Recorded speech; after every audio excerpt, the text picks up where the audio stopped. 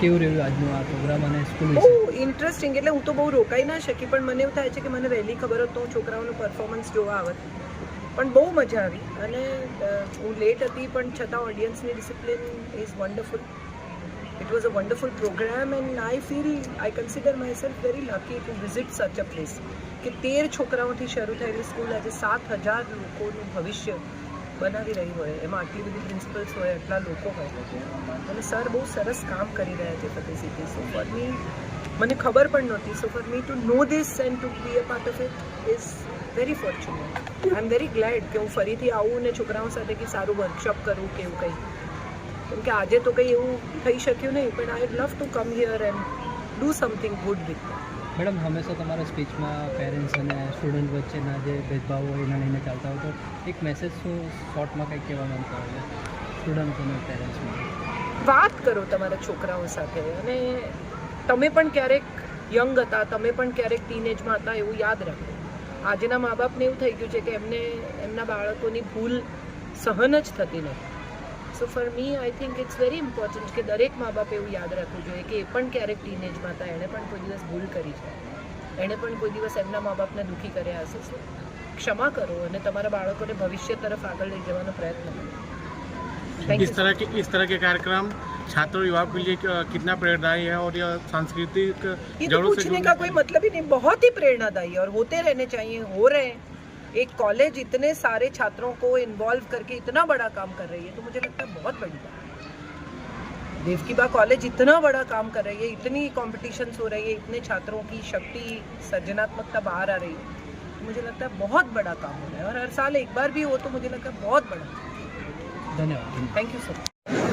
प्राचार्य डॉक्टर सीमा Pillai, Lions English school की प्रधानाचार्य श्रीमती इंदिरानी पारेख, हवेली institute of legal studies and research की प्रभारी प्राचार्य डॉक्टर शिल्पा तिवारी,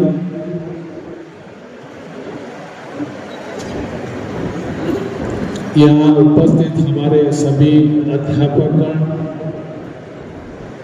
श्री अभिषेक जी, यशोधन सिंह जी और हमारे सम्मुख विराजित हमारे सभी सम्मानित बहनें, भाइयों और बहनों, हमारे मीडिया के मित्रों.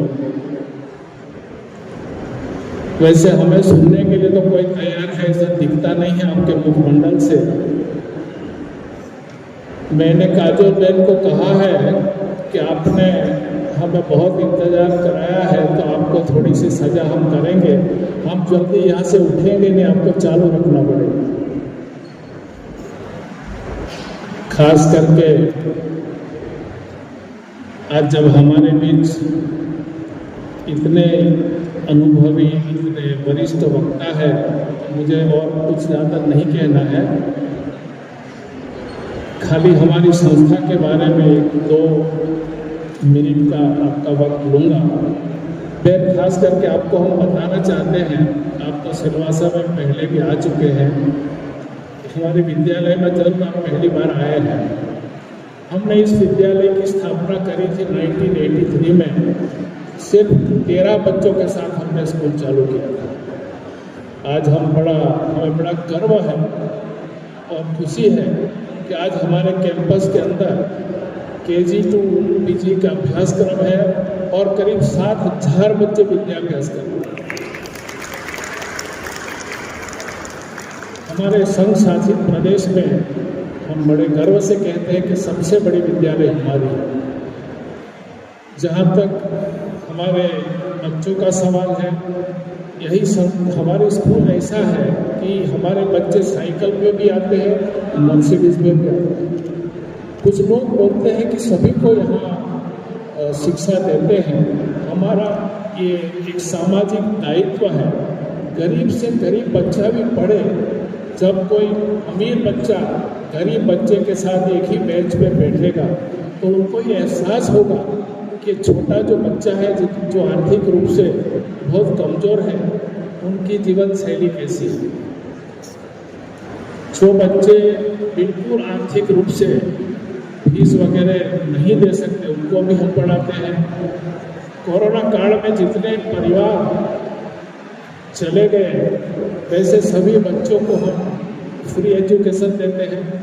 जिनके सिंगल पेरेंट्स हैं उनको भी पढ़ाते हैं और बेटी बचाओ बेटी पढ़ाओ के तहत भी कई बच्चियों को हम पढ़ाते हैं। खास करके हमारे स्टाफ के अंदर जिनके घरों में बच्चियों का जन्म होता है, 8 मार्च महिला दिवस के उपलक्ष्य में हम उन बच्चियों का सम्मान करते हैं और वो उन बच्चियों को 18 साल के लिए 18,000 रुपये की एक फिक्स डिपॉजिट करके देते हैं। और जिन हमारे महिला शिक्षकों का उनके कार्यकाल में विशेष प्रदर्शन रहता है सर्विस में, उनका भी हम सम्मान करते हैं। जो शिक्षक बहुत बहुत क्षमा याचना, क्योंकि ट्रेन लेट हो गई, मेरे कारण आप सभी को प्रतीक्षा करनी पड़ी और आप सभी से मैं बहुत दोनों हाथ जोड़कर करबद्ध क्षमा याचना करती हूँ।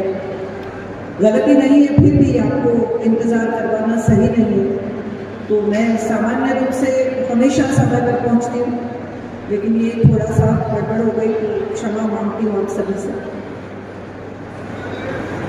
संस्कृति क्या है? यहाँ हमने जो गाना सुना सबसे पहला, वो मेरी फिल्म का गाना है। मेरी फिल्म जियो सिनेमा पे जो बहुत प्रचलित हुई, जिसका नाम है चांदो, जो फिल्म मेरी कहानी पर आधारित है, छोटी शॉर्ट स्टोरी पर। उसमें हमने ये कोशिश की है कि हम इस संस्कृति की बात को पकड़े रहें और थोड़ी अलग बात करें। यहाँ से फतेह सिंह जी ने जो कहा कि हम बेटियों को पढ़ाते हैं, हम बेटियों के लिए बहुत कुछ करते हैं, हम महिला का सम्मान करते हैं। मुझे लगता है ये हमारी संस्कृति है, ये हमारी परंपरा है, ये हमारी आने वाली पीढ़ियों के लिए बहुत बड़ी शिक्षा है। आप देखिए कितने साल पीछे जाइए, 5000 साल पहले की अगर आप बात करें तो हमारी संस्कृति में जब महाभारत की बात करते हैं, उससे भी पहले हम रामायण की बात करते हैं, तो सतयुग में ये कहा गया कि पुष्पक विवाह में रावण आया। तो इसका मतलब ये हुआ कि कुछ तो था जो होता था, हमारे पास कोई ऐसा साधन था जो आसमान में उड़ता था, जो प्रवास कर सकता था, हमारे पास विमान था। हम बात करते हैं महाभारत की, द्वापर में आते हैं, तो आप सोचिए कि जब पांडु राजा संतान को जन्म देने के सक्षम नहीं रहे, तो कुंती उनसे पूछती है कि मेरे पास वरदान है, मैं देवों का आह्वान कर सकती हूँ और मैं संतान को जन्म दे सकती हूँ। हम आज IVF की बात करते हैं, तब उन्होंने देवों को आह्वान किया और देवों के बच्चों की मां बनी, तो ये IVF तब भी तो होगा। गांधारी को मांस का लोचा, एक बहुत बड़ा मांस का गट्टा जन्म लेता है, उसमें से 100 भाग किए जाते हैं, 100 हिस्सों को घी के गाढ़ा में रखे जाते हैं और उसके बाद उनमें से बच्चे पैदा होते हैं। तो इनका मतलब ये भी होता है कि हमारे पास इंक्यूबेटर भी थे। ये हमारा साइंस, ये हमारी विद्या, ये हमारा ज्ञान हमारे पास सदियों से रहा।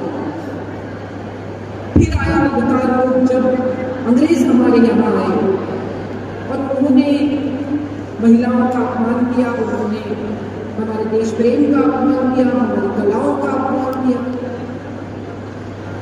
राजा राम मोहन राय ने कहा कि सभी नहीं करेंगे, कन्याओं को पढ़ाएंगे, और वहां से मुझे लगता है एक नई शुरुआत, एक नया युग प्रारंभ हो। आज आप देखिए हर ट्रक पे लिखा है बेटी पढ़ाओ बेटी बचाओ। आप कहीं भी चले जाओ और ये ट्रक पे लिखा हुआ मुझे क्यों अपील करता है, ये मैं आपसे आज बात करना चाहती हूँ। ये बिल्कुल मास है। ये ऐसे लोग हैं जो पहले लगते थे कि लिखते थे कि मेरी चलती है तो तेरी क्यों जलती है। ये ऐसे वक्त से हम आए हैं जहाँ हर ट्रक पे लिखा है कि बेटी बचाओ बेटी पढ़ाओ। तो मुझे लगता है हम बिल्कुल पैनिकेट कर गए उस समाज में जहाँ सच में बेटियों का सम्मान होना चाहिए या हो रहा है। अब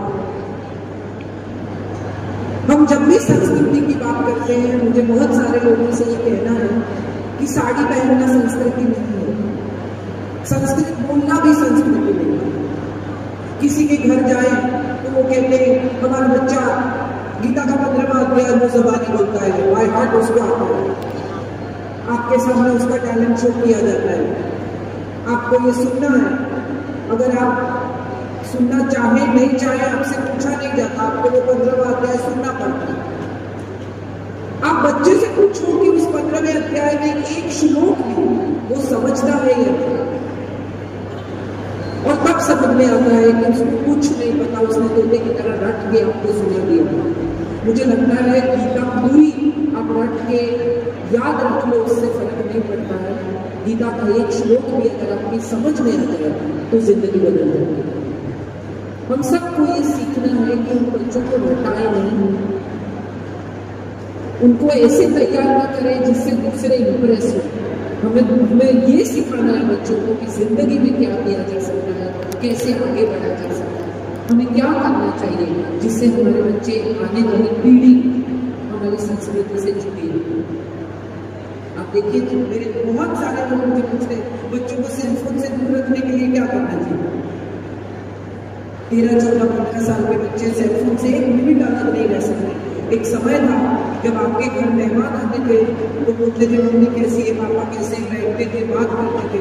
अब आने वाला इंसान सबसे पहले क्या पूछता है, जितनी चार्जर है, मतलब जैसे उसकी चार्ज चली जा रही है, अगर चार्जर नहीं लगाया तो वो मर जाएगा। इतना बेचैन फोन से जुड़े। फोन को अभी 15 साल हुए, हमारे पास सेलफोन नहीं देता बस। और आप देखिए ये व्हाट्सएप कितनी बड़ी यूनिवर्सिटी, आप कितनी कॉलेजेस खोल लें, कितनी स्कूल खोल लें, व्हाट्सएप जैसी कोई यूनिवर्सिटी नहीं है। रोज सुबह आपको ज्ञान दान दिया जाता है, जी आप महीने से वजन कम होगा, हर 4 महीने से ये होगा, तो उसमें ऐसे वर्जिश करें, क्यों करें। और आप इनसे पूछिए, जिसने भी आपको ये भेजा है उससे पूछिए कि आपने किया। उनका पहला रिएक्शन होगा नहीं, मैंने नहीं किया, मैंने आपको भेज दिया।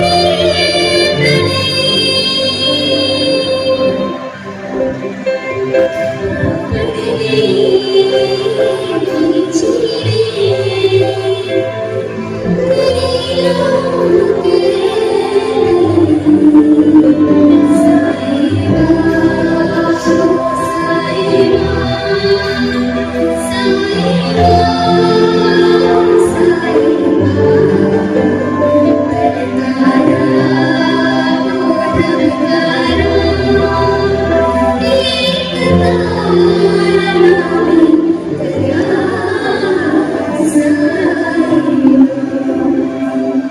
you.